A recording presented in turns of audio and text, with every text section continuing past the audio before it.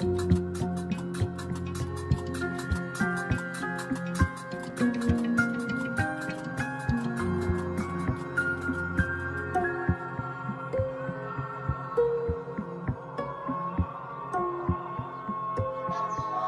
Coran, de l'arabe al-Quran, qui signifie récitation ou lecture, est le livre fondateur de l'islam, une religion partagée par plus d'1 milliard de fidèles dans le monde.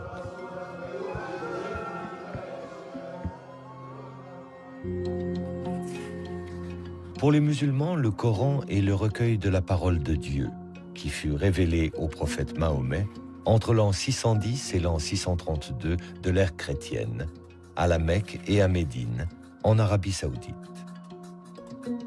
L'ensemble de la révélation se répartit en de multiples unités de texte très courtes, appelées versets, au nombre de 6000. Dans le Coran, ces 6000 versets sont regroupés en 114 chapitres, appelés sourates, identifiés par un titre de longueur variable et organisés selon un classement précis, des sourates les plus longues aux sourates les plus courtes.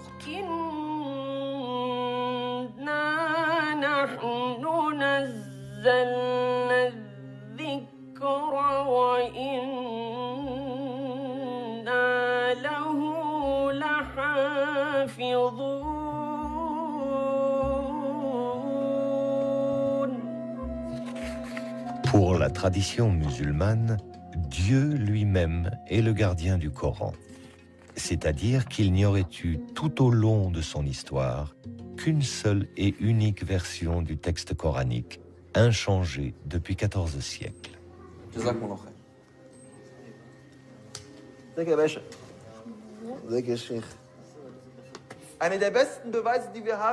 L'une des meilleures preuves que nous ayons, c'est le fait que tous les Corans dans le monde entier soient concordants. Le Coran qu'on lit au Maroc est le même que celui qu'on lit en Chine, et celui qu'on lit en Arabie Saoudite, le même qu'on lit ici aujourd'hui en Europe ou en Afrique du Sud. Où que l'on aille, quelle que soit la direction vers laquelle on regarde, c'est toujours le même Coran.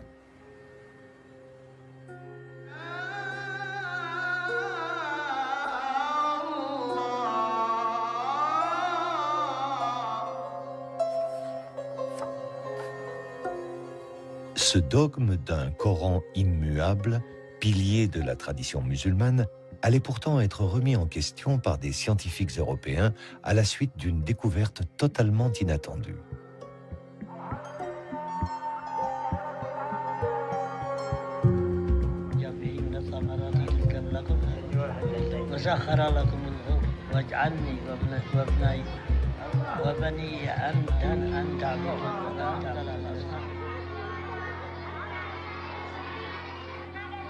En 1972, le toit de la grande mosquée de Sanaa, la plus ancienne de la ville, s'effondre et laisse apparaître une sorte de cache où se trouvaient dissimulés depuis des siècles des milliers de parchemins. Paolo Costa, un archéologue italien présent lors de la découverte, alerte les autorités yéménites.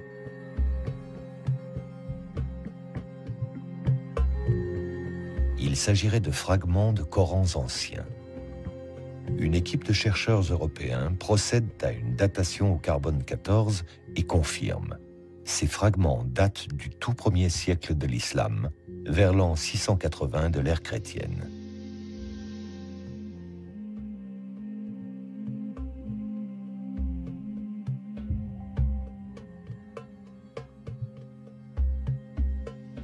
Ce sont les plus anciens manuscrits coraniques connus au monde, avec une écriture très rudimentaire, composée d'un simple squelette de consonnes.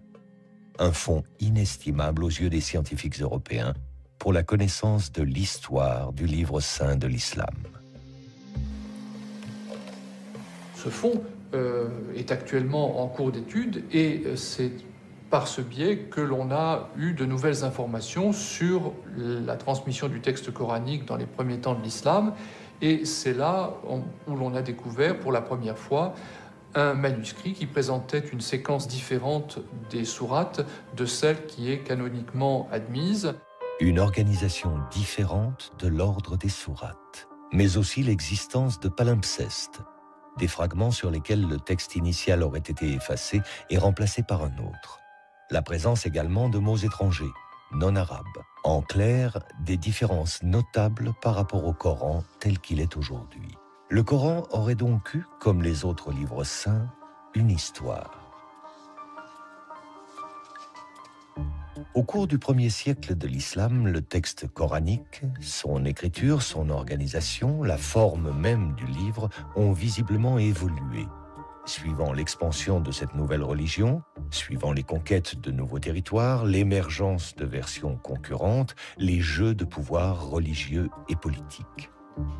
Une histoire des origines qui s'écrit aujourd'hui entre tradition islamique et analyse scientifique et qui appelle les chercheurs européens et les musulmans à croiser leurs récits et leurs savoirs.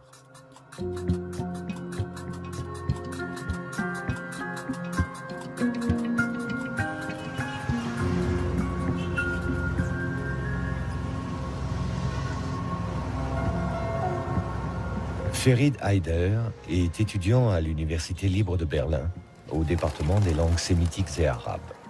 Mais en tant qu'imam, il est à ce titre porteur de la tradition musulmane. Un enseignement qu'il a reçu à l'Université Al-Azhar du Caire, haut lieu du savoir islamique.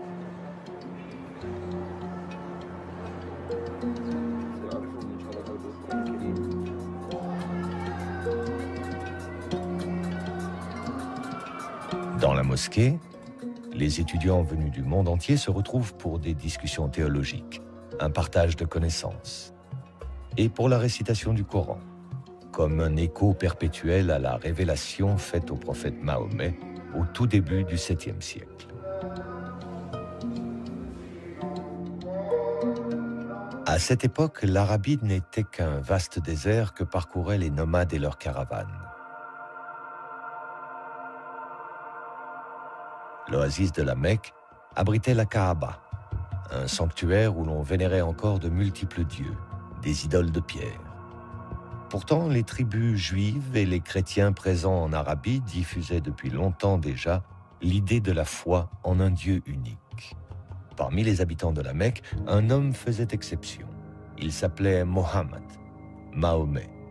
Marchand caravanier, âgé d'à peine 40 ans, il avait pour habitude de partir méditer seul dans une grotte. C'est là qu'il a reçu, en l'an 610, sa première révélation.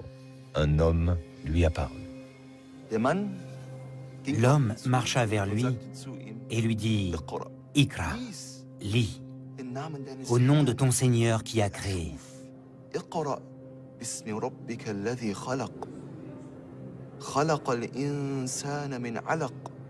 Qui a créé l'homme d'une adhérence.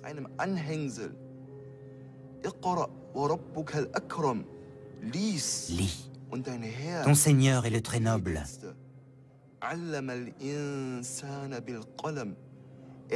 Qui a enseigné par la plume. A enseigné à l'homme ce que l'homme ne savait pas. Et cet homme que le prophète Mahomet a vu, c'était Jibraïl, l'archange Gabriel. Cet archange en qui les chrétiens et les juifs croient aussi. Ces 5 versets furent les premiers de la révélation faite à Mahomet. La révélation, tout entière recueillie dans le Coran, affirme avant tout que Dieu est unique et que Mahomet est son ultime prophète, son messager, dans la lignée d'Abraham, de Moïse et de Jésus.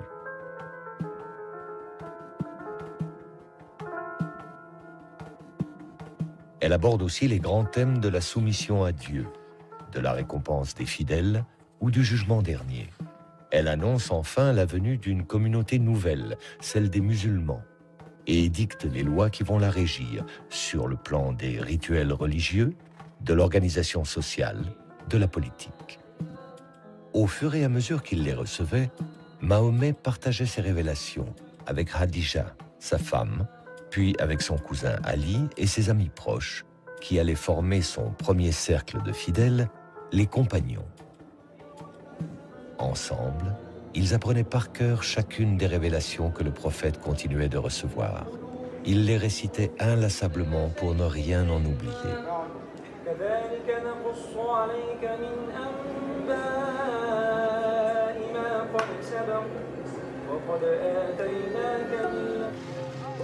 Si la Mecque est aujourd'hui le lieu le plus sacré de l'islam, appelant chaque année par millions les musulmans au pèlerinage autour de la Kaaba, il n'en fut pas ainsi au temps du prophète. Les Mécois se montrèrent tout d'abord indifférents aux prédications de Mahomet. Mais quand le prophète les exhorta à renoncer au culte païen des idoles, ils se mirent à le persécuter. Mahomet fut contraint de quitter la Mecque.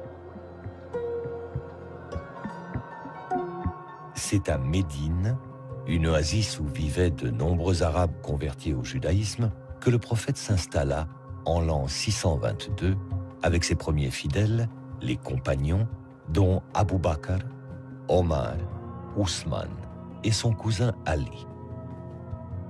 Médine fut sacrée capitale du premier État islamique. À la tête d'une communauté nouvelle et dotée d'une puissante armée, le prophète Mahomet partit à la conquête de nouveaux territoires.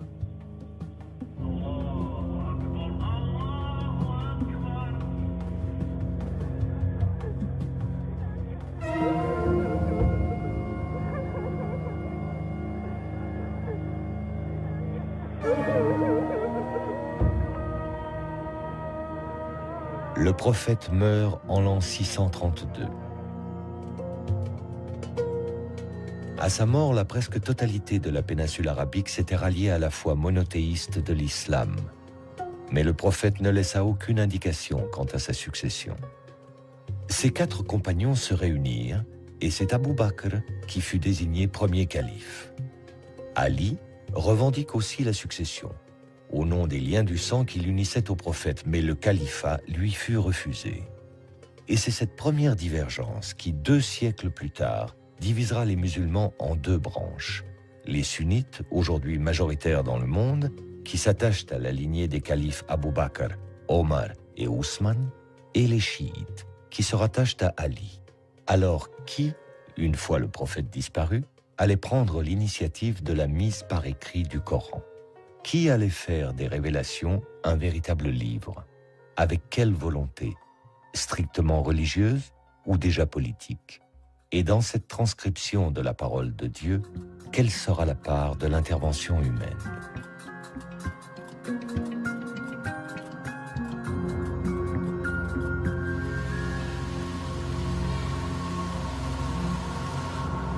François Desroches est l'un des spécialistes mondiaux de l'histoire des manuscrits arabes.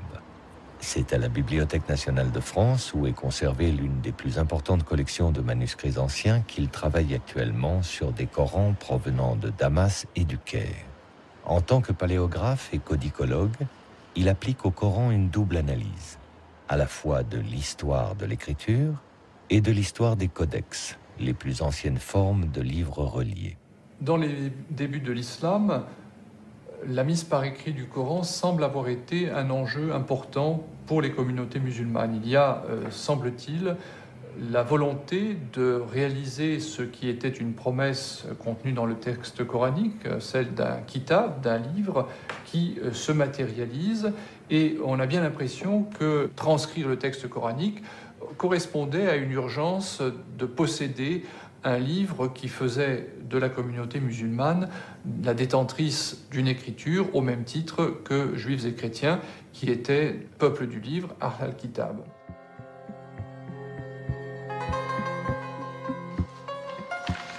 Le manuscrit arabe 328 est l'un des plus anciens exemplaires du Coran aujourd'hui connu. Écrit sur du parchemin, de la peau de mouton, il est daté de la seconde moitié du 7e siècle.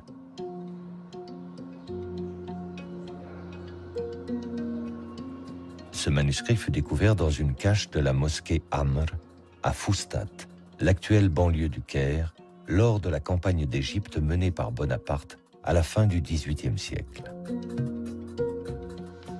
Les fragments de parchemin qu'il contient, écrits par plusieurs copistes, représentent environ la moitié du texte coranique. En plus de ceux qui se trouvent à la Bibliothèque nationale de France, d'autres fragments sont conservés à la Bibliothèque nationale de Russie à Saint-Pétersbourg, à la Bibliothèque apostolique Vaticane à Rome et dans une collection privée à Londres. Le manuscrit est particulièrement intéressant parce qu'il nous montre un certain nombre de caractéristiques de la transmission du texte coranique à l'époque ancienne, et notamment le fait qu'il était assez commun à ce moment-là de se mettre à plusieurs pour copier le texte sacré. Nous savons que le texte a été copié par plusieurs intervenants parce que les mains sont très caractéristiques. À côté de celle-ci, qui est sans doute la plus importante au sein du manuscrit, nous avons également un autre copiste et qui lui écrit dans un style beaucoup plus élaboré. L'écriture est de type Hejazi, du nom du Hejaz, la région d'Arabie où se trouvent la Mecque et Médine. C'est l'une des notations les plus anciennes de la langue arabe, constituée uniquement d'un squelette de consonnes et donc d'une lecture très difficile. Il n'existait pas ou peu de signes qui permettent de distinguer des lettres identiques. Les voyelles brèves non plus ne sont pas notées. Quant aux sourates, elles n'étaient pas identifiées par un titre, mais juste par un espace vide qui les séparait. À l'évidence, par rapport au Coran actuel où la ponctuation, l'organisation du texte ne laisse place à aucune imprécision, les premiers manuscrits coraniques, avec leur écriture rudimentaire, pouvaient être source d'erreurs de lecture, voire d'interprétations différentes du texte sacré.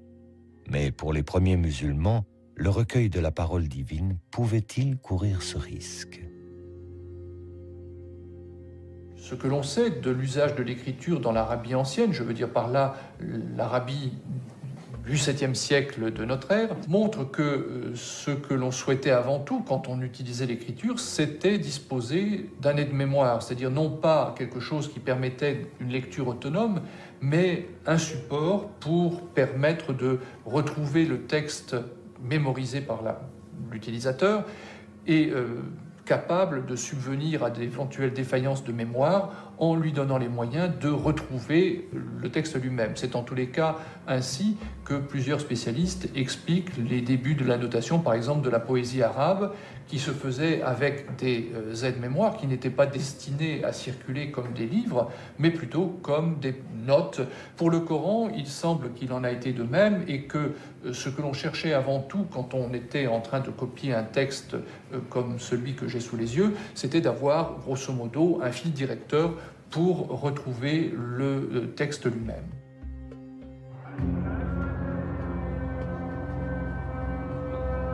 Même utilisée comme aide-mémoire, et malgré ses insuffisances orthographiques, la mise par écrit de la révélation coranique montre la grande confiance que témoignaient les premiers musulmans dans la capacité d'un livre à assurer la sauvegarde de la révélation coranique.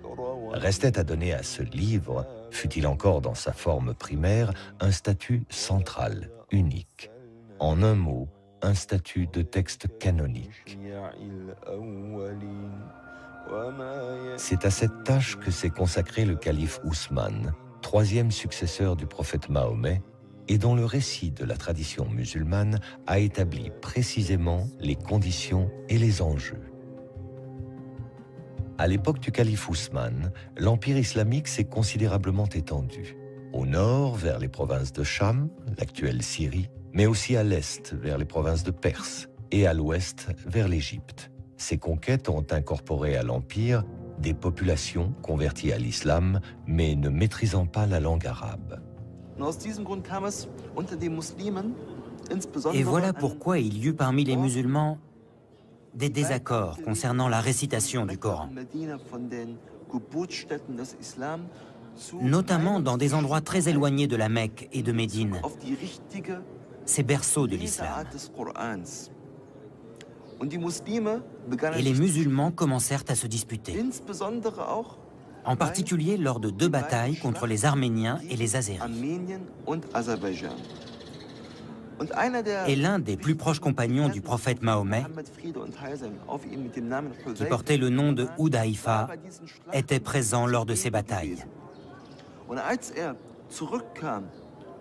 Et quand il s'en revint après avoir vu ces conflits entre les musulmans, il alla sur le champ retrouver Ousmane ibn Affan, qui était le calife de l'époque.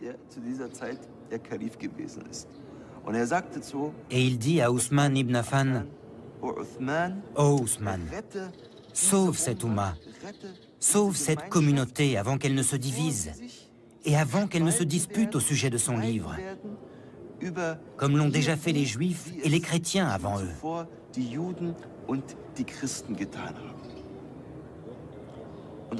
Et Ousmane ibn Affan prit cet avertissement très au sérieux. Et c'est la raison pour laquelle il fit convoquer une commission à laquelle il demanda de faire plusieurs copies du Coran. De Médine, les copies furent envoyées vers les principales villes de l'Empire musulman, vers la Mecque, Basra, Koufa, Damas et le Caire. Le calife Ousmane imposait ainsi sa version officielle que la tradition musulmane retiendra comme la Vulgate d'Ousmane, la forme canonique du texte coranique qui, encore aujourd'hui, est la version de référence. Mais l'imposition de cette Vulgate se fit au prix de décisions despotiques.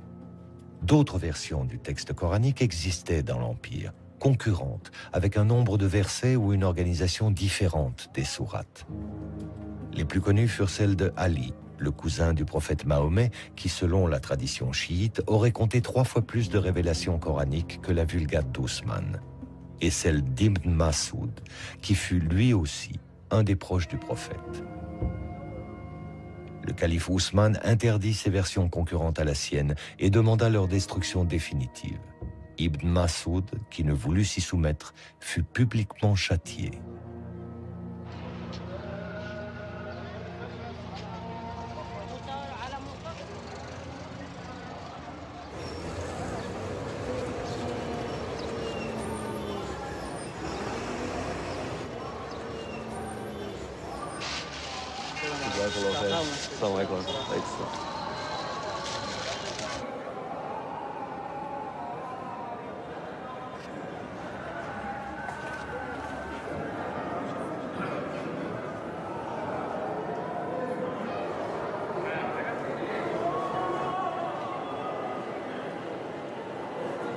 La Vulgate ousmanienne, objet de foi autant que de pouvoir, fut portée au rang d'objet de dévotion par la tradition musulmane. Dans la mosquée Al-Hussein du Caire, un exemplaire du Coran attribué à Ousmane serait gardé derrière cette porte que les fidèles embrassent. Une véritable relique que, exceptionnellement, Ferid Haider est autorisé à approcher.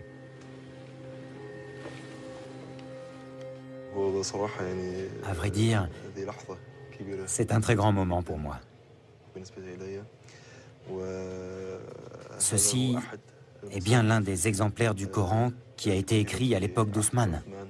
Que Dieu soit satisfait de lui. Tout simplement, on s'accorde pour dire que ce Coran est l'une des 6 copies que le calife Ousmane avait ordonné d'écrire. On peut voir les pages et prendre connaissance de cette écriture. Il est grand au nom d'Allah. Il n'y a ni ponctuation ni voyelle. Bismillah.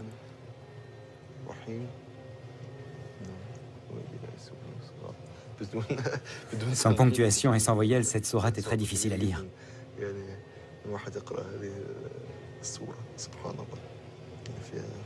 Je peux voir la dernière page?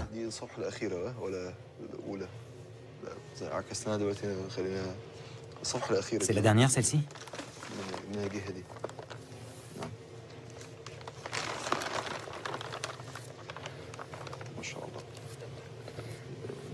C'est la dernière. C'est la sourate An-Nas, les hommes, n'est-ce pas? Oui, gloire à Dieu. C'est grandiose, c'est incroyable quand on y pense. Que ce Coran ait été écrit de la main de l'un des vénérés compagnons. Que Dieu soit satisfait d'eux. Il y a d'autres informations que l'on doit connaître au sujet de ce Saint-Coran? Ce Coran pèse 80 kg. 80 kg, c'est très lourd. Oui, c'est très lourd. Et il fait combien de pages? 1087 feuillets. Combien? 1087 feuillets. Ah.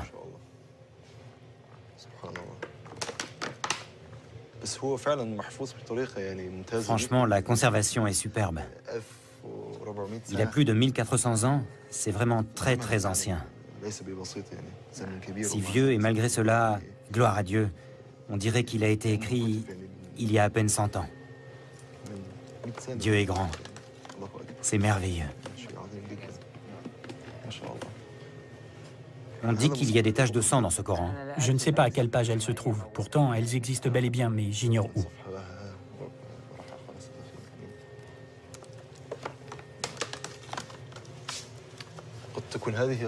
Est-ce que ça pourrait être ça, les marques de sang? Elles existent bien, mais elles sont effacées. Vous voulez dire qu'elles ne sont pas visibles? Non, pas très visibles. D'autres Corans, aussi volumineux et tachés de sang, sont répertoriés dans le monde musulman, à Istanbul et à Tachkent, en Ouzbékistan pour les plus connus. Considérés comme contemporains du calife Ousmane par la tradition musulmane, aucun d'eux n'a pu être historiquement daté, les scientifiques y voyant plutôt des copies tardives du 8e ou 9e siècle. La légende qui les accompagne, en revanche, reflète bien une vérité historique attachée au Coran. Le règne d'Ousmane fut une longue crise. Après 10 années d'un pouvoir despotique, en l'an 656, il fut assassiné dans son palais de Médine, entouré de Corans, précise la tradition, expliquant ainsi les taches de sang califales sur les pages du texte sacré. Les révoltés auraient accusé Ousmane d'avoir imposé par la force sa seule version officielle du Coran. Le Coran, c'était plusieurs livres et toi, tu les as réduits à un seul. Allusion directe aux versions concurrentes d'Ali et de Ibn Masoud, détruites sur ordre d'Ousmane. Ali, qui avait revendiqué la succession par ses liens de sang avec le prophète Mahomet, fut porté au pouvoir. Mais son règne tourna court. Ali fut destitué par un jeune gouverneur de Syrie, du nom de Muawiyah, un proche du calife Ousmane. Ali est assassiné à son tour. Muawiyah s'empara alors du pouvoir et fonda en l'an 661 la puissante dynastie des Omeyyades. Une dynastie sunnite qui allait régner sur l'empire musulman à partir de sa nouvelle capitale, Damas.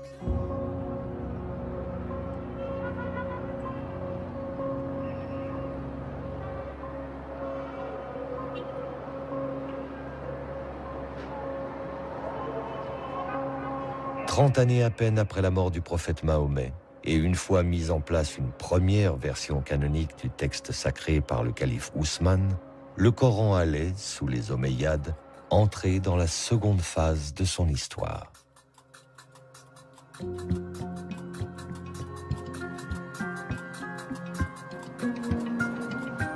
En déplaçant sa capitale de Médine à Damas, l'Empire musulman situait désormais le siège de son pouvoir religieux et politique dans un environnement plus complexe, voire plus hostile que ne l'était l'Arabie.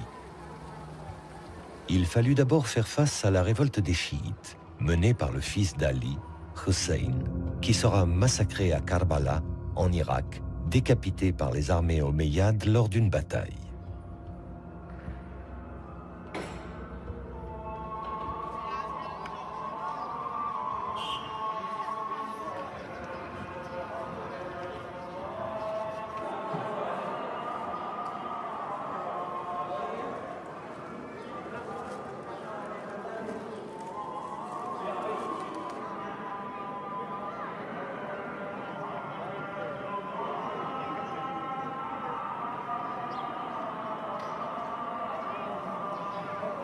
Selon la tradition, la tête de Hossein serait conservée, curieux paradoxe, dans la mosquée même des Omeyyades, relique aujourd'hui vénérée par les pèlerins chiites venus d'Iran.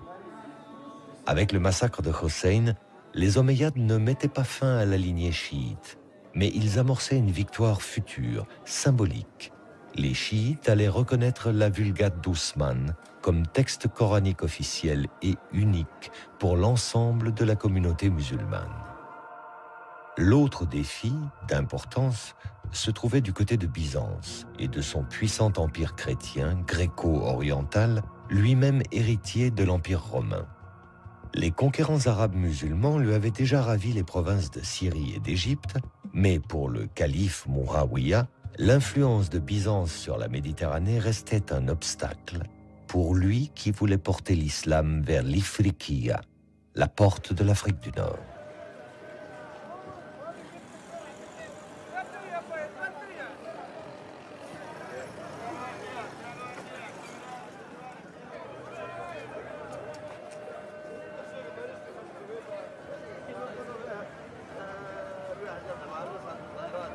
En l'an 670, le calife y envoie l'un de ses généraux qui fit de Kérouan, en Tunisie, le point de départ de l'islamisation du Maghreb et de la diffusion du Coran d'Ousmane.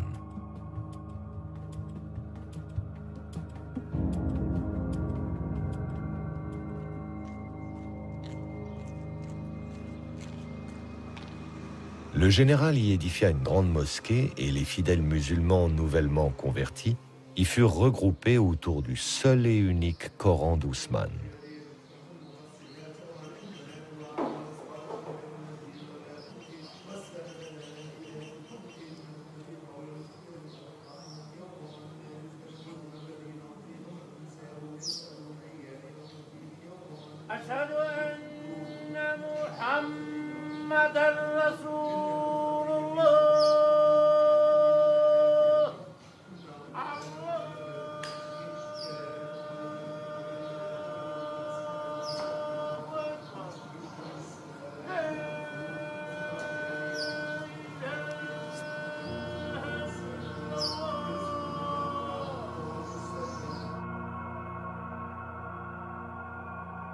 Au Coran apporté par les troupes omeyyades vinrent s'ajouter ceux que les copistes kérouanais commençaient à produire sur place. Ils allaient ainsi constituer l'une des plus grandes bibliothèques coraniques des premiers temps de l'islam, et dont il subsiste aujourd'hui une rare collection de quelques dizaines de milliers de fragments.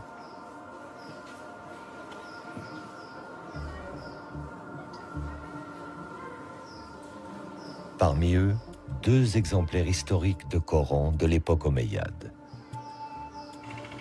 Considéré aujourd'hui comme patrimoine de la ville, témoin de l'histoire de Kérouan, l'analyse de ces Corans anciens fut récemment confiée à François Desroches.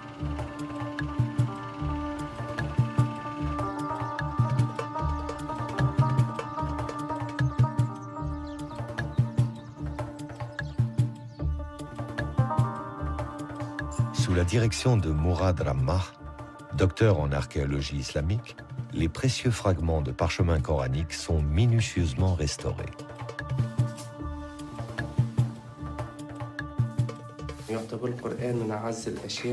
Le Coran est considéré comme l'une des choses les plus précieuses pour la communauté musulmane.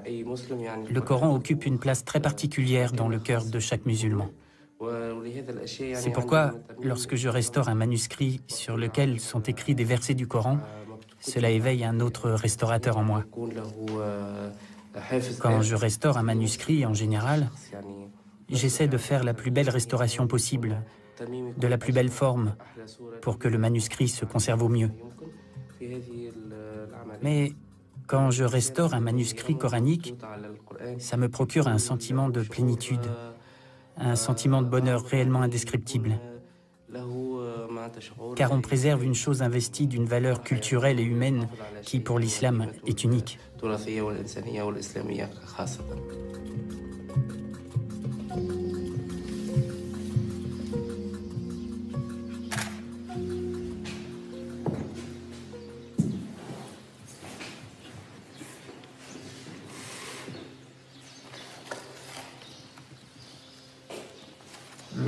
Le style d'écriture s'apparente assez bien à ce qu'on connaît sous le nom d'écriture du Hejaz, le nom de la région où se trouvent les 2 villes saintes de la Mecque et de Médine. De quelle époque vous daterez le cas échéant? C'est le début du 8e siècle et j'imagine que ça pourrait coïncider avec la deuxième phase, disons, de l'installation musulmane à Kérouan. Absolument. Ça aurait pu effectivement être un des moyens d'islamisation du pays avec cette présence d'une collection de Coran à la grande mosquée de Coran. Il y a sans doute eu une volonté de faire durer ce manuscrit. On le voit dans ces pages qui ont été repassées pour les rendre plus lisibles. Absolument. Je ne pense pas qu'à Kérouan, dans les manuscrits de la collection, on observe de divergence par rapport à ce qui est la Vulgate osmanienne, c'est-à-dire que les sourates sont dans l'ordre où on les connaît actuellement. On a l'impression effectivement que dans l'histoire, il y a eu une volonté de diffusion de copies de référence qui a été très forte. Là, c'est vraiment tout à fait autre chose. C'est sublime et c'est vraiment grandiose. Si on ouvre une page, on a vraiment la vision de la taille de ce manuscrit qui était impressionnant. Impressionnant, effectivement. Nous disposons de plus de 250 feuillets, alors qu'effectivement, on considère que ce manuscrit, il était constitué de 500 feuillets. Il faut penser 500 pour. Oui, ça représentait un volume énorme. Donc là, même si ça n'est pas forcément exactement le tout début du 8e siècle, c'est vraiment la première moitié. Et c'est un témoignage tout à fait exceptionnel sur la diffusion du texte coranique à cette époque et l'art du livre aussi, parce qu'il faut quand même remarquer cette espèce de saut qualitatif tout à fait impressionnant entre les deux manuscrits. La finesse du trait, on a affaire à des professionnels du dessin, des gens qui sont déjà des enlumineurs qualifiés. Et donc il y a une grande variété de couleurs et de motifs aussi. Oui, ce motif de flèche est assez exceptionnel. La qualité du décor et surtout sa variété, on a l'impression qu'il n'y a pas deux sourates précédées d'un bandeau identique, que ce soit du décor végétal ou du décor davantage géométrique. Oui. Encore aujourd'hui, ça reste un manuscrit impressionnant par sa dimension. On a vu tout à l'heure un autre manuscrit qui était quand même beaucoup plus petit, peut-être une page. On voit bien la différence de valeur et la différence des moyens mis en œuvre. Oui, ça, je crois que c'est un des joyaux de la collection. Absolument.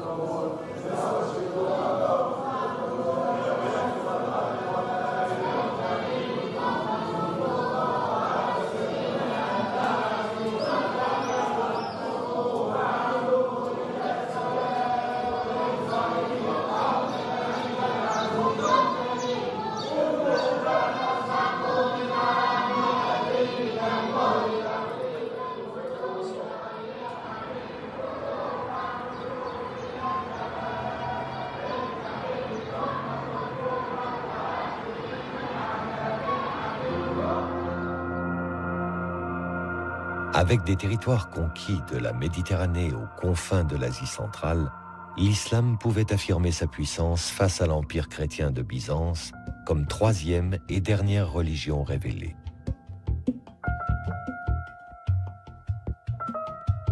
Il lui restait cependant à donner une véritable expression à cette puissance, mais dans une grandeur de l'islam liée à l'histoire du christianisme.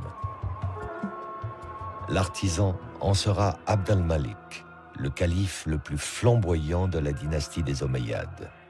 Il fit de l'édification des premiers monuments de l'islam et de la réforme du Coran les deux piliers de son règne qui débuta en l'an 685.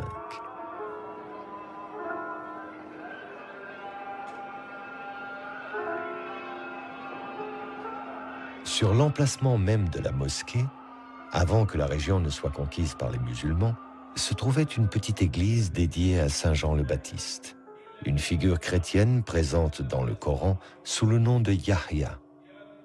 Son tombeau fut gardé au centre de la salle de prière et il est toujours, aujourd'hui, vénéré par les musulmans.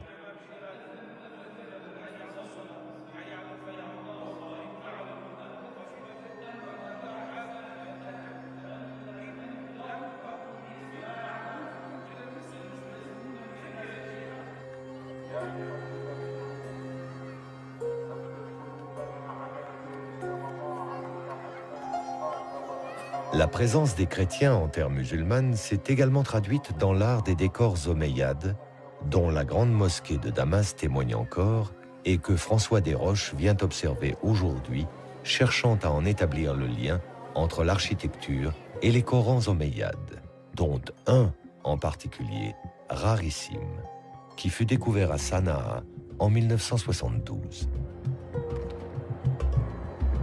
Les décors vont être sans doute la façon la plus directe de percevoir les changements qui sont opérés et qui introduisent une synthèse entre le savoir-faire des sujets chrétiens ou juifs de l'Empire arabe et les besoins des nouveaux maîtres.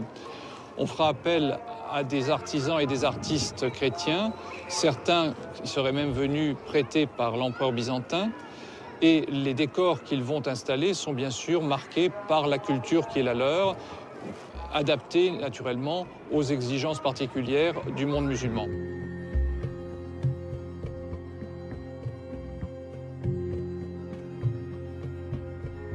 On peut faire des parallèles extrêmement précis entre ces mosaïques chrétiennes dont je parlais à l'instant et les décors des Corans.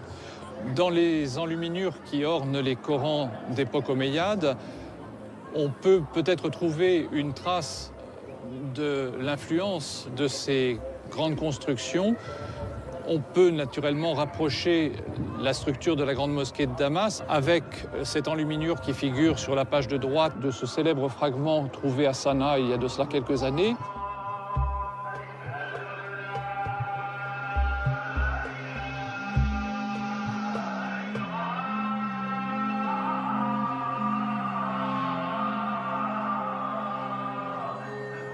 Dans un empire où les musulmans non arabes sont désormais majoritaires, il fallait, pour le pouvoir omeyyade, souder la communauté musulmane, lui donner une cohérence, une unité. Comme lors des califats précédents, le Coran en sera l'outil, mais plus comme un simple aide-mémoire comme il a pu l'être jusqu'alors avec son écriture rudimentaire.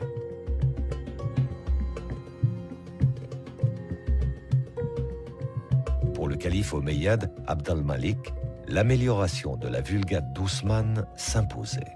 Au défectueux squelette de consonnes, il fit ajouter des ponctuations très précises. Distinction des lettres similaires, notation des voyelles, indication de prononciation. Ainsi complété, le texte coranique ne pouvait plus prêter à des erreurs de lecture ou à des interprétations contradictoires ou dissidentes. Le calife Abd al-Malik appela les foules musulmanes à ne suivre que ce qu'il imposait comme l'unique version du Coran, celle d'Ousmane, mais au texte désormais définitivement fixé. Et comme le fit le calife Ousmane avant lui, Abd al-Malik fit envoyer des copies officielles dans les capitales de l'Empire.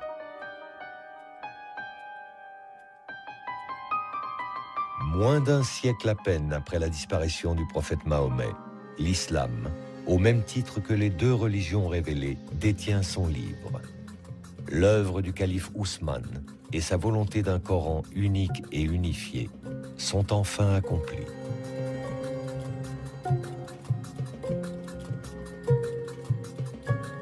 La Vulgate d'Ousmane, vénérée par la tradition musulmane, est la seule référence pour l'édition du Coran aujourd'hui dans le monde.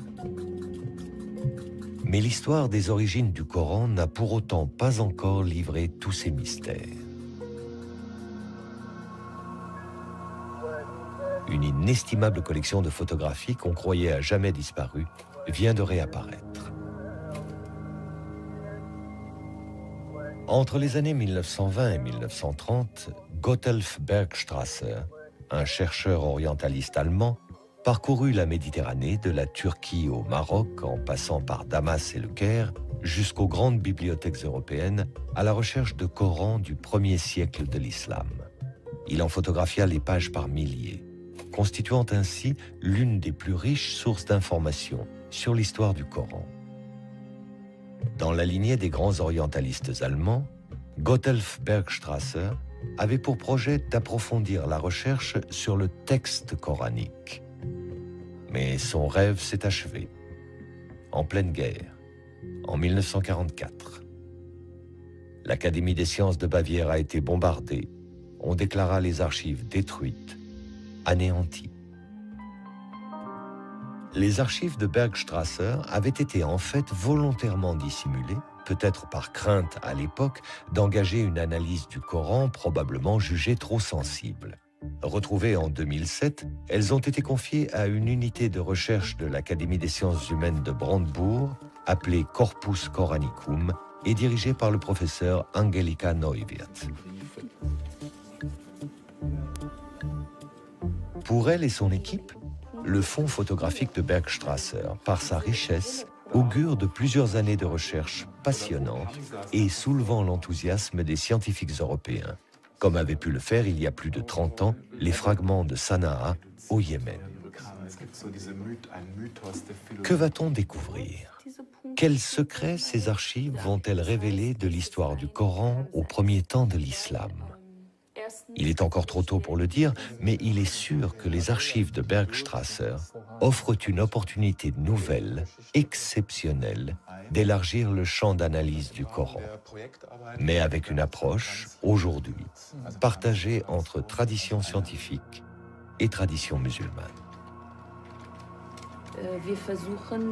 Nous essayons toujours de transcrire et d'analyser les manuscrits les plus anciens du Coran,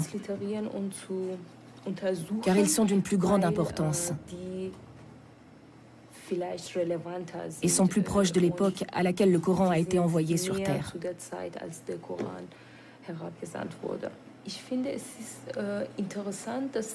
Il me semble intéressant que les musulmans s'impliquent eux aussi dans ces travaux. D'abord pour savoir quelles sont les recherches menées ici, avec quelle méthode, et ce que l'on pense du Coran en Occident. Ensuite, si les musulmans prennent part à ces études orientalistes, cela leur permettra peut-être de faire changer des opinions parfois défavorables à l'islam et au Coran, qui sous-entendent que tout cela est faux et falsifié.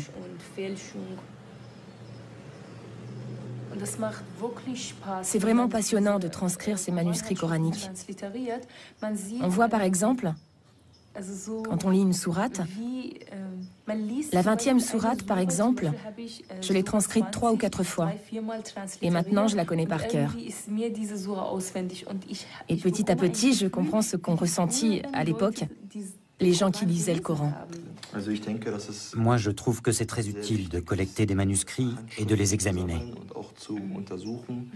C'est très important pour les musulmans, parce que, en tant que musulmans, nous partons bien sûr du principe, comme il est dit dans le Coran d'ailleurs, que c'est Dieu qui a préservé le livre, avec les moyens dont disposent les hommes, bien sûr. J'aurais peut-être une autre question. Comment ressens-tu finalement, en tant que musulmane, le fait de participer à un tel projet qui est quand même dirigé et qui a été mis en place par des orientalistes, c'est-à-dire par des scientifiques non musulmans?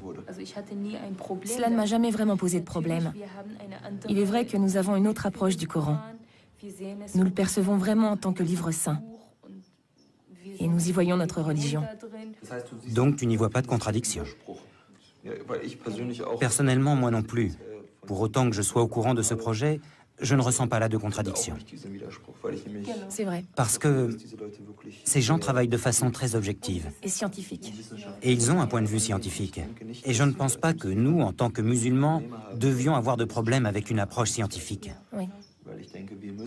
Parce que je pense qu'en tant que musulmans, nous devons peut-être tout simplement avoir, ou trouver, la force d'aborder la question sous un angle scientifique.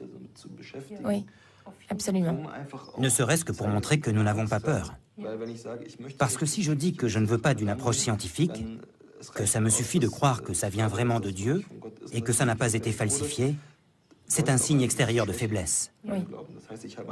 Ça voudrait dire que j'ai peur que cela mette en évidence quelque chose qui ne serait peut-être pas très bon pour nous, musulmans, ou pour l'islam, parce que cela contredirait ce en quoi nous croyons.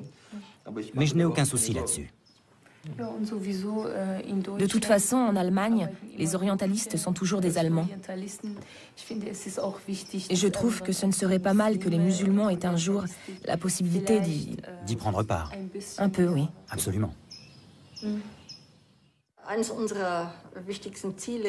L'un de nos premiers objectifs est de partager nos propres constatations ou nos propres points de vue sur le Coran avec des musulmans. À long terme, nous espérons bien sûr pouvoir fédérer autour d'une idée qui n'est d'ailleurs pas neuve, à savoir que l'on peut mettre nos deux traditions sur un même plan et que l'on peut tirer des enseignements de toutes les deux. Ce qu'il nous faut, c'est une interaction. Ce qui, face à la mondialisation, devrait d'ailleurs être le cas depuis longtemps. Interaction entre deux traditions du savoir qui peuvent en quelque sorte s'aligner. En ce sens, nous sommes dans le même bateau que les musulmans. Et nous ne voulons en aucun cas pratiquer notre recherche coranique de façon, comment dirais-je, académique. Alors qu'il y a des millions de musulmans qui sont curieux, qui s'intéressent et qui disposent eux-mêmes d'un savoir que nous n'avons pas. Si nous voulons vraiment nous approcher du Coran, nous avons besoin d'une étroite collaboration avec des érudits musulmans. Sans eux, ce n'est pas possible.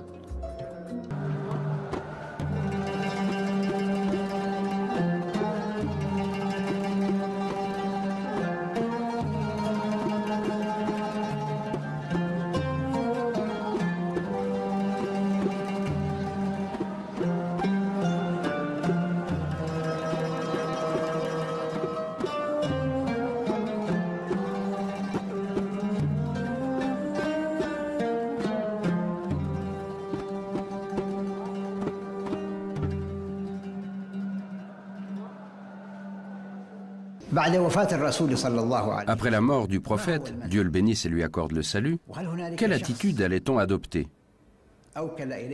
Et y a-t-il une personne que le prophète ait désignée pour commander aux musulmans après lui? Au sens étroit du terme, il est clair qu'il n'y avait pas une personne en particulier qui aurait pu être véritablement le successeur du prophète.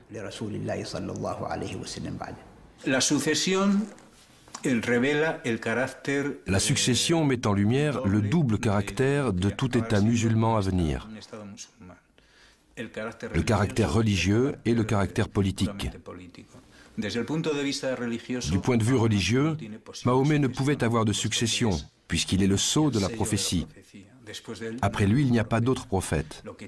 Là où il peut y avoir succession, c'est dans le domaine politique, succéder au guide, au leader de la communauté. Là, il y a eu un litige. Je ne dirais pas un conflit. Les partisans de Médine, bien sûr, ont dit « Ce pays est le nôtre et nous avons donné asile aux émigrés. Il serait donc normal que la succession nous revienne. » Un homme entra dans la mosquée et dit « Les Médinois se sont réunis dans le vestibule des Saada et ont fait allégeance à Saad, leur chef. » Abou Bakr se leva et sortit avec Omar, laissant Ali auprès du prophète. En entrant dans le fameux vestibule, ils y trouvèrent réunis tous les Médinois qui leur parlèrent ainsi. « Nous voulons nommer comme chef l'un des nôtres. Choisissez-en un parmi vous, un prince, et de cette manière tout le monde sera content. » Abou Bakr prit la parole. Et après avoir cité tous les versets du Coran faisant l'éloge des Médinois, il ajouta « Mais vous savez que le prophète a dit « La fonction de présider appartient aux Mécois Koraïchites. » Les partisans médinois s'écrièrent « S'il faut absolument un Koraïchite, nous désignerons Ali, le gendre du prophète. C'est le plus renommé d'entre les Koraïchites. » Mais Omar dit alors à Abou Bakr « Étends la main et reçois notre serment, car tu es un respectable Koraïchite et le plus digne. » Et Omar lui prêta serment. Alors les Médinois, honteux de leur résistance, se précipitèrent vers Abou Bakr et prêtèrent devant lui le serment d'allégeance. Mais ce qu'on peut dire à propos de cette réunion, c'est qu'elle marquait le début du conflit qui allait traverser l'État arabe médiéval. Un conflit politique et culturel. Ce conflit devrait nous permettre de découvrir les prémices des différents schismes religieux et intellectuels. Ces courants ne sont qu'une réaction à ce qui s'est passé pendant cette réunion du vestibule. Et nous allons constater que cet état de fait va se refléter dans la lecture du texte coranique même. Lorsque la nouvelle se répandit à Médine, Abou Soufian, l'ancien chef des Koraïchites païens, converti lors de la prise de la Mecque, dit à Ali « Pourquoi abandonnes-tu le pouvoir à Abou Bakr, qui est du clan le plus insignifiant d'entre les Koraïchites? Quant à moi, je n'y consens pas. » Ali répliqua « Il y a longtemps que tu es l'ennemi de l'islam. » Abou Bakr, informé du propos d'Abou Soufian, fit appeler le fils aîné de celui-ci et lui confia le gouvernement de la province de Syrie. Apprenant la promotion de son fils, Abou Soufian vint le soir même faire allégeance au premier calife. Le corps du prophète gisait abandonné dans sa maison. Occupé à cette affaire de succession, personne ne songeait à son enterrement.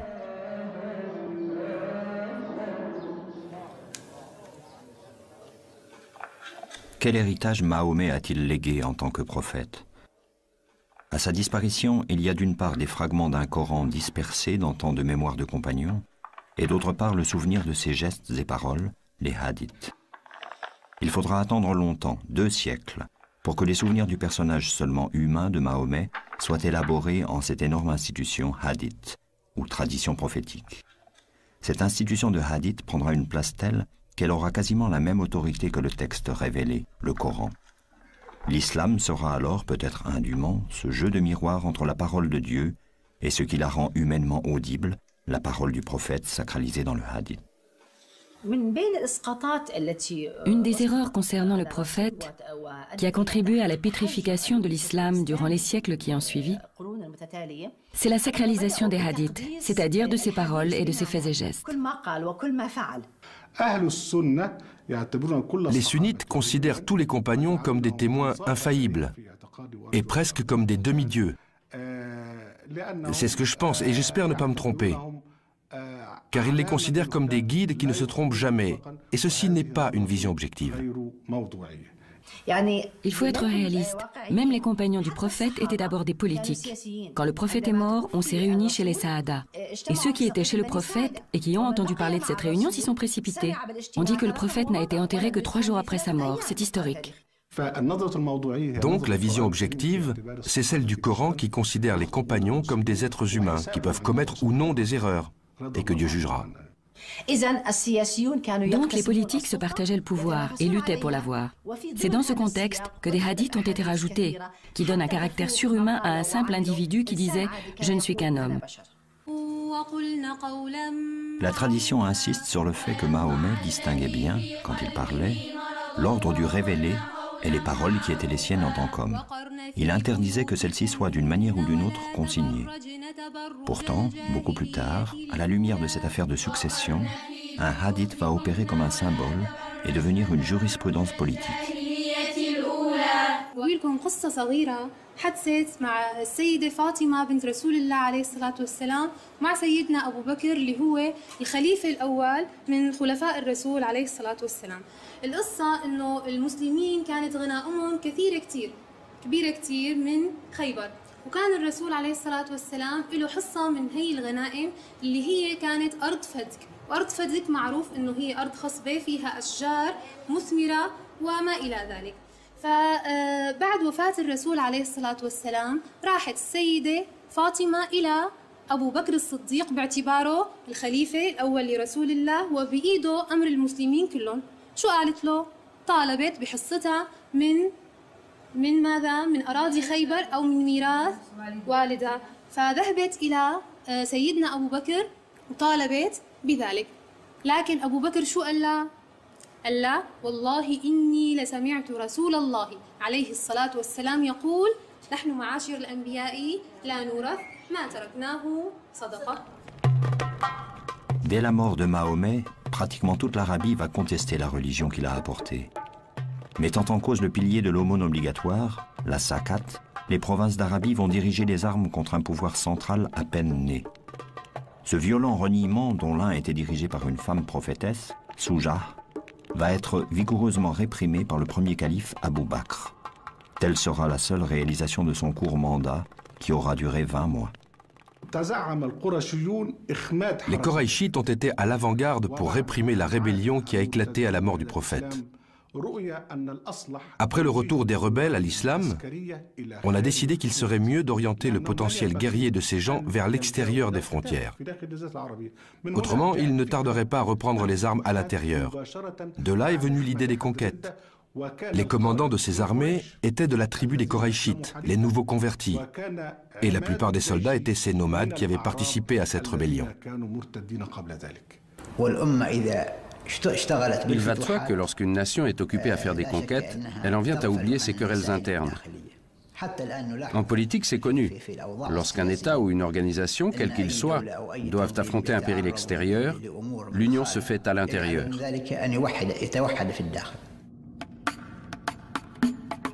Deux puissances sont considérées comme opposées à l'islam. La Byzance chrétienne trinitaire et la Perse zoroastrienne. Face à ces deux adversaires, les musulmans vont donner un autre sens à la notion de djihad. Jusque-là, notion générale qui désignait dans le Coran et pour Mahomet n'importe quel combat contre le mal, que ce mal soit en soi-même ou partout autour de soi. Vers 637, après avoir conquis l'empire perse chancelant, Omar, au nom de ce même djihad élargi, affrontera Constantinople. Quant au fait que l'islam se soit répandu par la force, si nous cherchons dans le Coran pour voir si l'islam ordonne l'utilisation de la force, dans les versets du Coran et la Sunna, la tradition du prophète, nous voyons bien qu'il n'y a aucune obligation à se convertir à l'islam. Aucune contrainte. Quand le Coran parle des objectifs du combat, il dit « Combattez dans la voie de Dieu contre ceux qui vous feront la guerre. Combattez-les jusqu'à ce que vous n'ayez point à craindre la tentation. » Il les met en garde contre la perte de leur liberté de croyance, afin que les musulmans ne soient pas opprimés et qu'ils ne soient pas détournés de leur foi.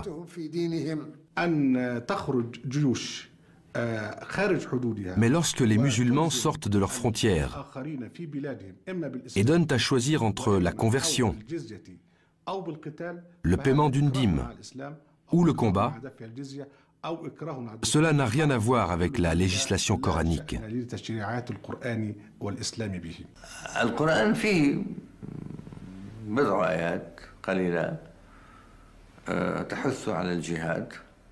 Dans le Coran, il y a quelques versets qui incitent au djihad. Les croyants se battent sur la voie de Dieu. Cela veut dire que lorsqu'ils conquièrent des pays, ils commencent par proposer l'islam. S'il est accepté, ils y entrent pacifiquement. Sinon, ils entrent par la force.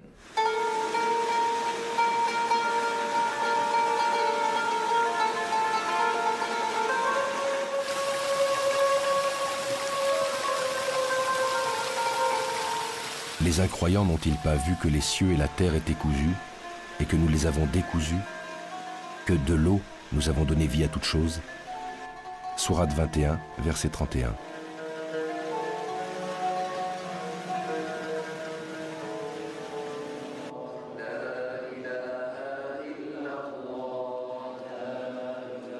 Omar fonde l'administration à l'image d'un véritable État.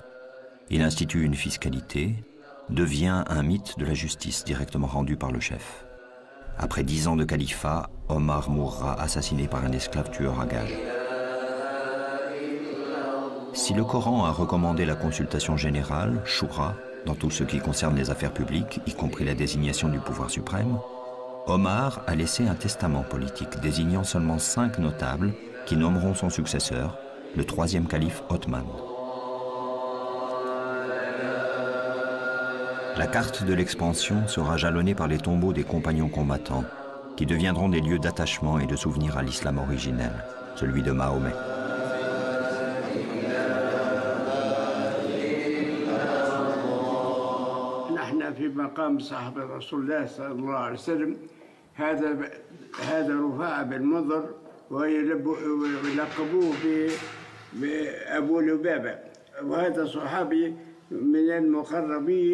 مع سيدنا محمد نبينا ما خرج مع النبي للجهاد في غزوة بدر ثم رد من ثنية قال يا أبا لبابة أرجع للمدينة أهنيني عليها خاف يرجع عليها عدو ولا حاجة من بعدي قال يا رسول الله ما تحرمنيش من أهل بدر قال فلك أجر أهل بدر ولك أجر الخلافة بعد هذا تحل الفتح تاع أفريقيا في أيام سيدنا عثمان هي أفريقيا مجاهد متطوع مع الأولاد أصغر منها مع الجيش ولا وقتها هو عمره تقريبا 75 عام وانا صرت مرضى من قريب القابس هني يقول بطراح يقول في مطرح وادي الغيلان توفى ثم جابوه جاب سنين الظهر هذه كانت البقعة هذه فارغة دفنوه هذه يقول لها ظهرة الصويدة.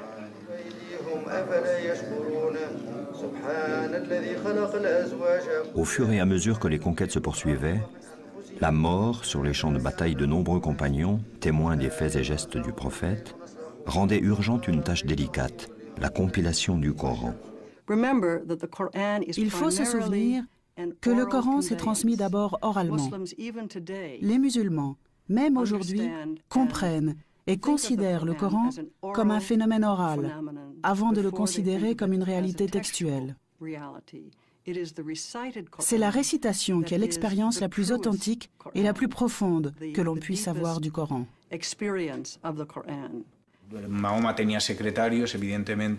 Mahomet avait des secrétaires, bien évidemment. Il leur répétait la révélation qui était alors transcrite sur les matériaux qu'il trouvait à portée de main.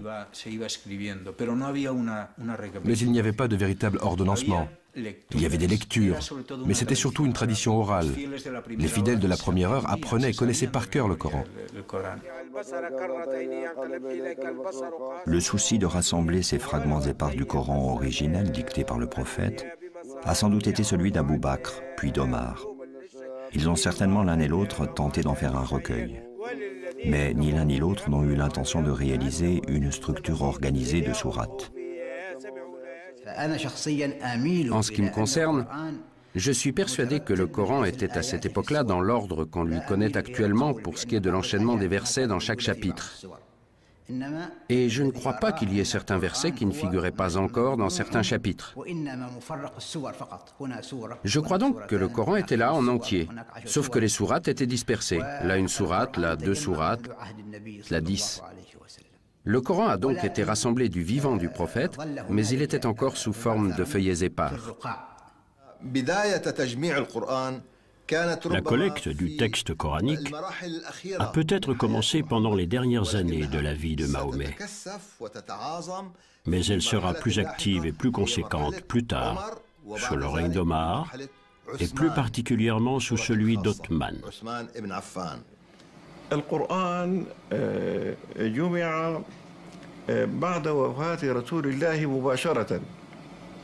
Le texte du Coran a été rassemblé juste après la mort du prophète. En effet, lors de la rébellion de certaines tribus arabes, de nombreux compagnons qui avaient mémorisé le Coran étaient tombés en combattant, en martyrs. On craignit donc que la perte de ces mémoires vivantes n'entraîne la perte d'une partie du Coran.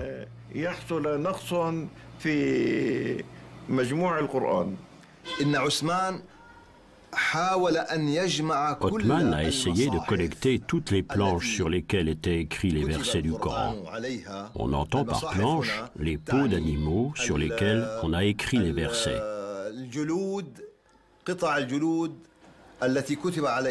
Il a donc rassemblé tout cela pour pouvoir choisir et il a constitué le Coran. C'est ce qu'on appelle le Coran d'Othman. Puis, si l'on en croit les chroniques, il a détruit le restant des planches.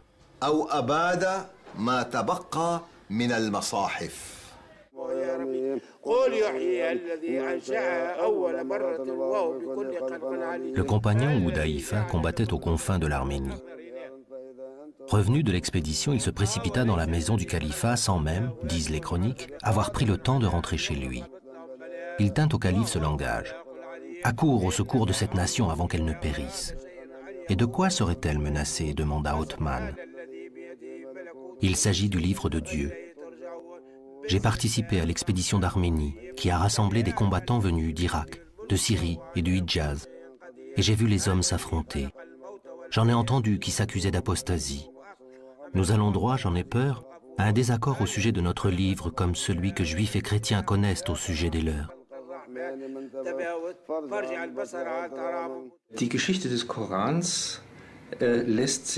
Il est impossible, aujourd'hui encore, d'écrire clairement l'histoire du Coran.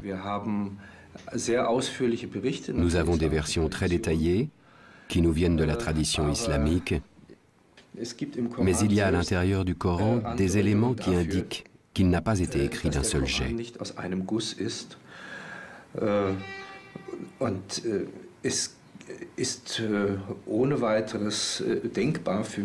Pour moi, il est imaginable, ou en tout cas très plausible, que le Coran ait continué à se développer, même après la mort du prophète.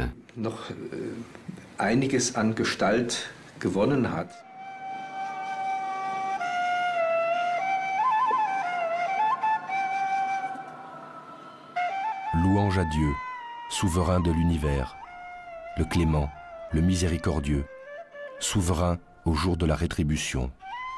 C'est toi que nous adorons, c'est toi dont nous implorons le secours. Dirige-nous dans le sentier droit, dans le sentier de ceux que tu as comblés de tes bienfaits, de ceux qui n'ont point encouru ta colère et qui ne s'égarent point.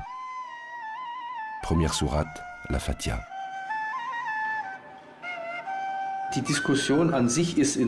La discussion sur la première sourate est en soi intéressante.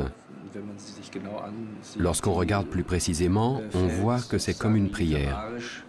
Elle est complètement différente du reste du Coran, d'un point de vue littéraire.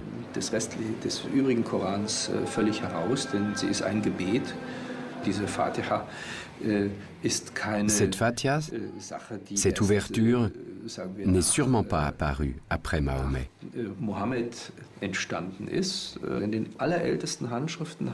Mais elle s'appelle Fatiha el-Kitab, comme si elle était l'introduction du livre. Ce qui ne veut pas forcément dire que c'est la première sourate du livre, mais plutôt le chapitre d'invitation. C'est la raison pour laquelle on dit Kitab. Il s'agit de l'introduction au Coran.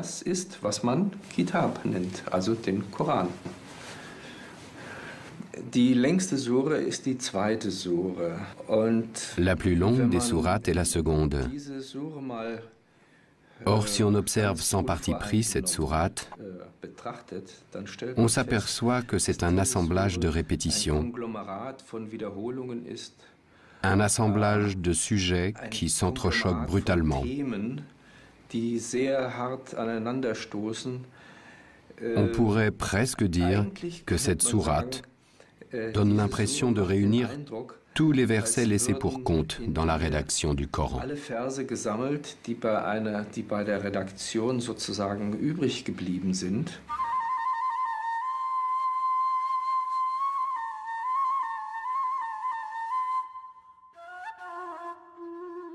L'entreprise de Othman de faire une entité structurée à partir des fragments et des groupes de versets reçus par Mahomet pendant 23 ans de prophétie peut paraître aujourd'hui assez complexe.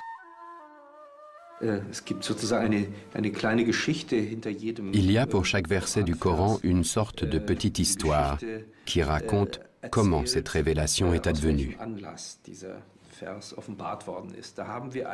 Ainsi, nous pouvons dire que nous connaissons sa continuité historique. Pourquoi n'a-t-on pas suivi cet ordre historique dans le plan du Coran ? Le texte, tel que nous le connaissons, est le reflet d'une décision, d'une mise en ordre, qui sont pour une bonne part artificielles. L'ordre choisi n'est pas inhérent au matériel narratif, au matériel coranique lui-même. Les sourates sont disposées, dans une large mesure, de la plus longue à la plus courte. Mais on aurait aussi bien pu faire l'inverse.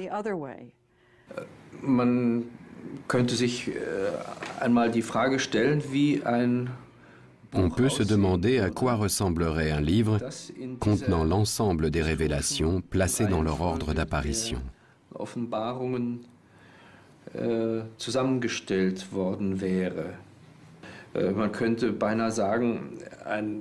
On pourrait presque dire qu'un ordonnancement historique du Coran inverserait l'ordre actuel qui est basé, entre guillemets, sur la longueur des sourates.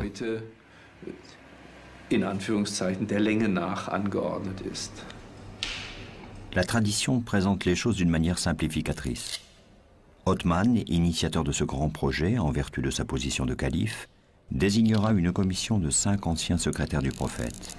Il énonce la règle qu'une citation soit attestée par 2 compagnons irréprochables, comme étant un passage du Coran, et la voici consignée comme telle.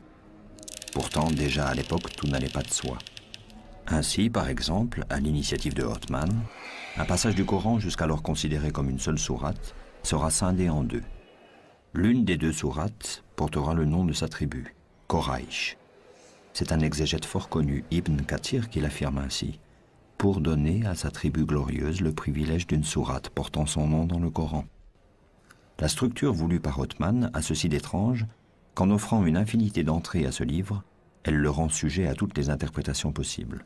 D'aucuns disent qu'il y a là une raison majeure qui a conduit à l'assassinat de Othman.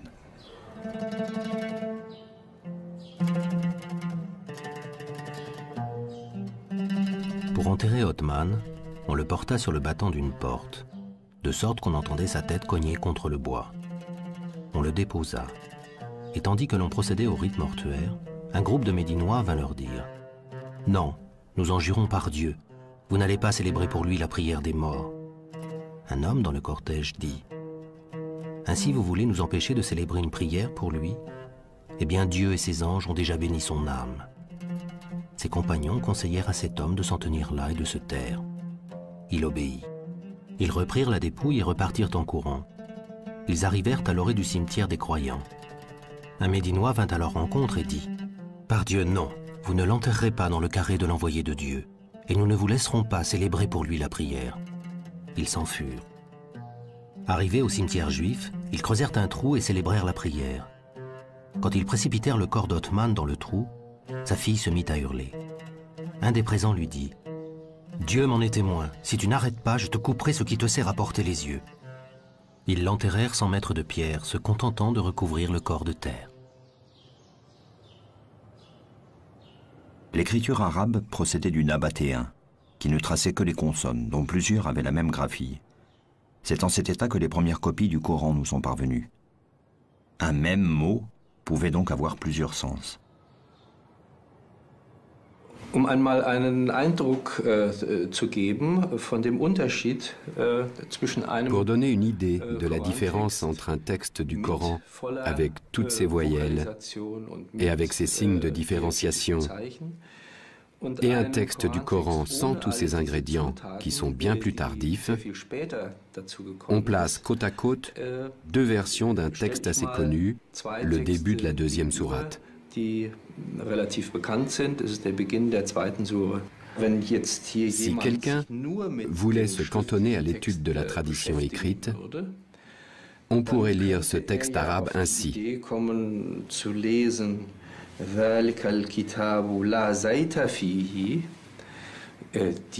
livre ne contient pas du tout d'huile d'olive.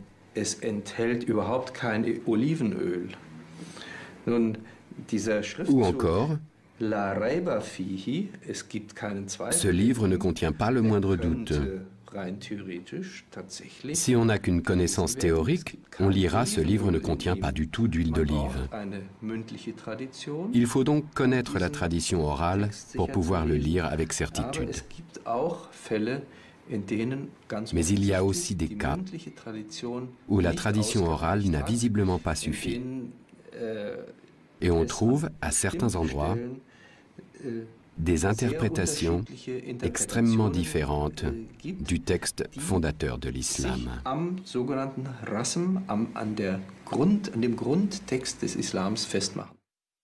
Nous n'avons envoyé avant toi, dit le Coran à Mahomet, aucun apôtre auquel Satan n'eût suggéré des erreurs dans la lecture d'un livre divin. Mais Dieu abroge ce que Satan suggère et affermit le sens de ses signes. Sourate 22, verset 51. En plus des difficultés de déchiffrement, voici qu'apparaît dans le Coran la notion de l'abrogation. Ainsi les fameux versets sataniques, qui ont bien été transmis, même dans leur version intégrale, et qui ont été tout de suite après retirés du Coran.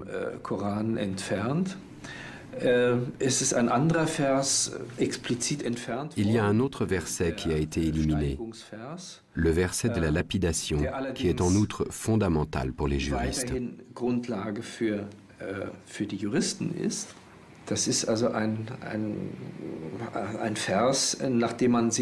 C'est un verset sur lequel on a fondé une pratique juridique. Mais on sait que le prophète l'a fait ôter du Coran. Le vieux et la vieille adultère, lapidez-les jusqu'à ce que mort s'en suive. Tel est le châtiment que Dieu leur réserve. Verset retiré du Coran.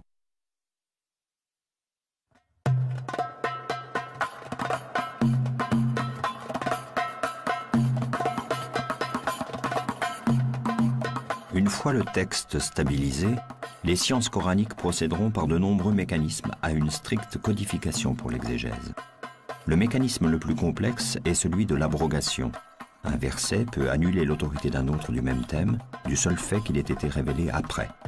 Par exemple, le verset 260 de la sourate 2 dit « Nulle contrainte en religion, voici que la raison émerge de l'égarement ». La portée de ce verset, quand il s'agit de justifier une guerre idéologique, est limitée, voire totalement annulée, en référence à un verset plus tardif, désigné par les exégètes comme étant le verset du glaive. Les mois sacrés expirés, tuez les idolâtres partout où vous les trouverez. Faites-les prisonniers, assiégez-les et guettez-les dans toute embuscade. Mais s'ils se convertissent, s'ils observent la prière, s'ils font l'aumône, alors laissez-les tranquilles, car Dieu est indulgent et miséricordieux. Sourate 9, verset 5. Le Coran est clair, mais cette clarté est devenue obscurité. Nous l'avons abrogé. Il n'y a pas de contrainte en religion. Jésus dit dans l'Évangile, « Lequel de vous allumera une lampe et la mettra sous le boisseau? Il doit la mettre à un endroit élevé pour qu'elle éclaire le monde entier. » Le concept « nulle contrainte en religion » est la lumière qui éclaire le monde. Et nous avons abrogé cela. Nous nous sommes abrogés. Nous avons abrogé les prophètes. Nous avons abrogé l'esprit humain avec la pratique de la contrainte. C'est un crime à l'encontre de l'homme, à l'encontre de Dieu et à l'encontre de l'histoire. En islam, il n'y a pas de différence entre la sphère du profane et la sphère du religieux, entre ce qui est à César et ce qui est à Dieu. La charia, la loi coranique, veut que Dieu gère tous les rapports qui règlent la cité des hommes. La législation ici dessine les champs du licite et du permis. Étant donné que Mahomet est le sceau des prophètes et qu'il a été envoyé à toute l'humanité, en quoi sa prophétie est-elle différente des autres prophéties? Les lois de l'Ancien Testament ont été édictées pour des situations particulières. En revanche, les lois édictées dans le livre de Dieu à Mahomet sont fondées sur le principe des limites. Pour bien vous expliquer cela, prenons par exemple un terrain de football. Ce terrain a des contours extérieurs. Le jeu se passe à l'intérieur du terrain et si le ballon sort, l'arbitre siffle. Il y a des règles du jeu sur le terrain, mais il y a des milliards de possibilités de jeu.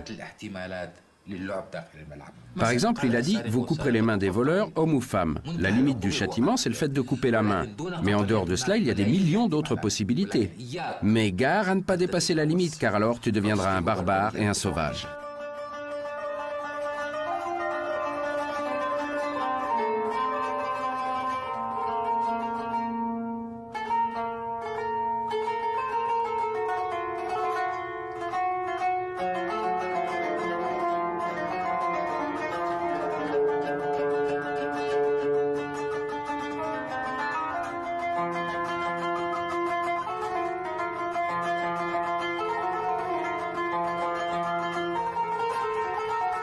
Nulle bestiole et nul volatile qui ne forme comme vous des nations. Nous n'avons rien omis dans le livre.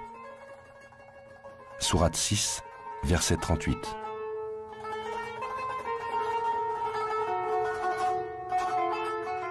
Dieu n'a rien omis dans le livre, sauf que la perception des prophètes, comme de tous les humains, est soumise à des lois naturelles de compréhension. Et c'est là que peuvent apparaître l'erreur, l'illusion et l'équivoque.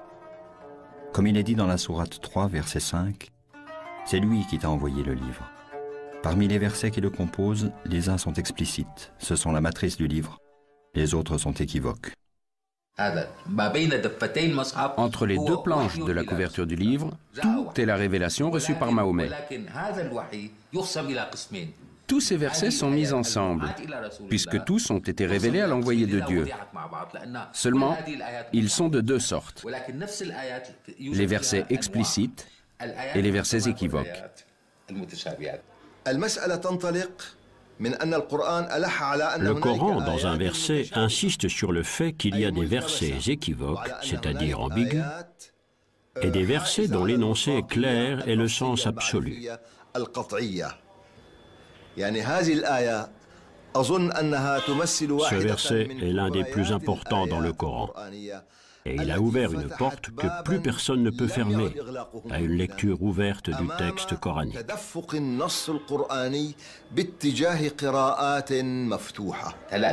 Les versets explicites reçus dans le message prodigué à Mahomet et aux prophètes qui l'ont précédé peuvent subir des variations, commandées par Dieu d'époque en époque. La preuve, c'est que Dieu a donné une révélation à Moïse et l'a transformée avec Mahomet.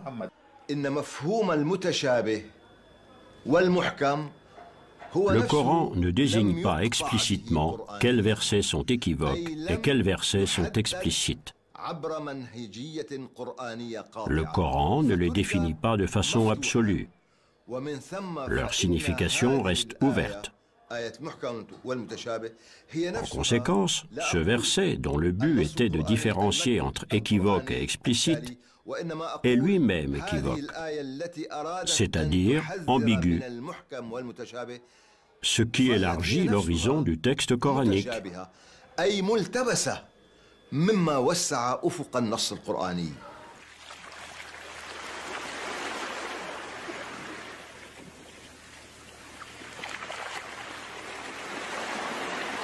Si la mer se changeait en encre pour écrire les paroles de Dieu, la mer s'épuiserait avant que ne s'épuise la parole de Dieu, quand bien même nous la remplirions une autre fois. Sourate 18, verset 109.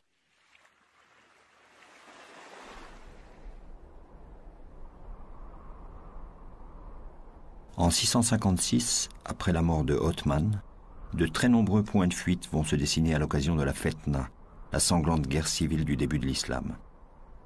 Empêché de gouverner, le 4e calife Ali, cousin et gendre de Mahomet, conclura cette ère de califes clairvoyants qui ont marché sur les pas du prophète.